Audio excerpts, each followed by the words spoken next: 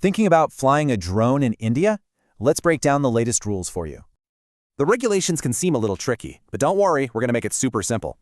We're covering 4 key things you absolutely have to know before you even think about fly. All right, so let's get right to it. Is flying a drone in India even allowed? Good news, yes it is. But, and this is important, you have to follow DGCA rules. So what about a license? Is that something you're going to need to get? It all comes down to weight. Flying a tiny nano drone, you're good to go. And that 250-gram rule is also the key for our next big point: registration. Yep, you guessed it. Nano drones are exempt. Anything bigger must be registered online. Okay, let's tackle the big one. What is the real deal with DJI drones in India? Let's just get this out of the way right now. Nope, they are not banned. But, and this is a big but, there's a really important catch you need to know. Bringing new ones in is restricted, but if you've already got one, you're good to fly. And here's the most important pro tip.